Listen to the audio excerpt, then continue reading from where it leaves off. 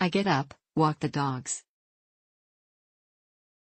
grab a little snack and swallow down my meds, sit down at the couch and find a show to watch while I wait for the medication to take effect, and check a few emails while I'm doing that.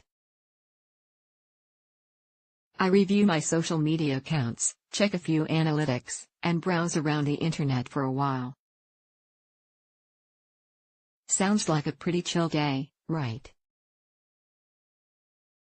Believe it or not, you've just read my morning routine. Every morning, this is what I do. That's the beauty of self-employment.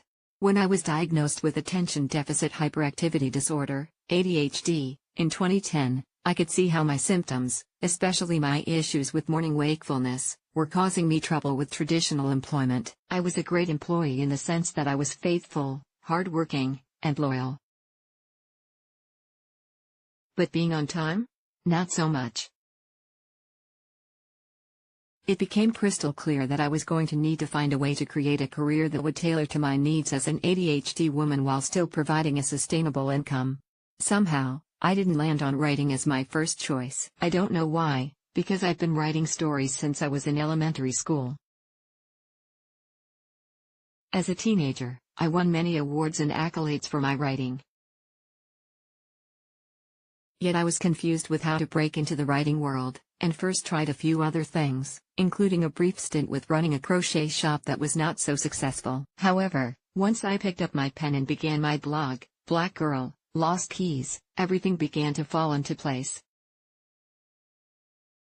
Here's what made running my own business a natural fit. 1. I can step away from work when my mind won't cooperate. There are days when ADHD, despite my best efforts, takes over, and I don't have a say in whether or not I can work that day. When that happens, it really helps not to feel the fear of your boss discovering you've done nothing all day. Having the ability to step away for a few hours makes a huge difference in my productivity and mental health. 2. Picking the projects helps me pay attention clearly. Every single part of my job isn't the most interesting thing in the world. For instance, invoicing? I hate it. Follow-up emails? Forget it. However, picking the majority of the projects I have to do means that the work around maintaining them isn't quite as painful. I pitch the articles I'm writing for others. I determine what content goes on my own blog. If I'm ghostwriting, I learned long ago to stop taking on projects that were boring to me. Ensuring that I'm only taking on work that sparks my interest makes getting the job done much easier. 3. Making my own hours helps me direct my attention more efficient. I've been telling people for years that my brain doesn't turn on before noon, no matter how much earlier I've been awake.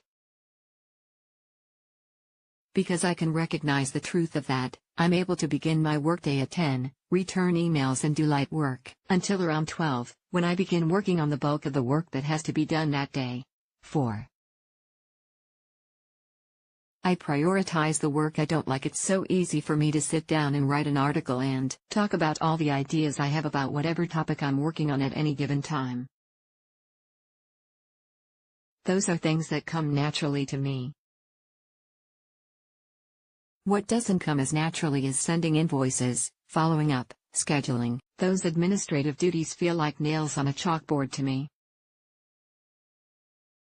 Regardless of how I feel about them, it's necessary and right that they're completed. Because I know this about myself, I have to load those activities at the front end of my day. That means I have to have a to-do list that indicates exactly what needs to be done on a regular basis. There's no hope of using just my memory to recall those facts, especially if they're things said on a phone call. I will never remember those things. The best way to keep up with the work I dislike is to do it first, because once I get tired for the day, all bets are off. 5. I can keep working when I feel the urge. Regular jobs are pretty strict on what hours you can and cannot be there. While working for myself, I have the option to work not only when the feeling strikes, but I can keep going with the urge for as long as it takes to get the job done. Last night I had a large undertaking to work my way through. I was able to do it by working in the evening when I could concentrate better, and during the day I was able to relax and get prepared to spend the evening by the laptop. Is every day perfect? Not at all, but every day that I get to wake up and do what I love makes up for the frustration I feel on other days. It isn't easy running a business, but it isn't easy trying to figure out where I put my sock either. Both of them get done. Renee Brooks has been a typical person living with ADHD for as long as she can remember. She loses keys, books, essays, her homework, and her glasses. She started her blog, Black Girl Lost Keys, to share her experiences as someone living with ADHD and depression.